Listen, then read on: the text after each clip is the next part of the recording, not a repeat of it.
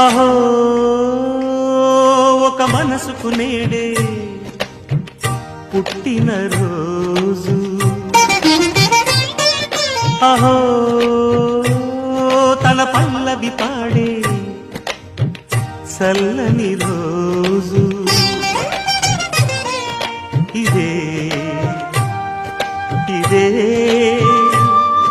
కుహు స్వరాల కానుక, మరో వసంత గీతిక జనించు రోజు.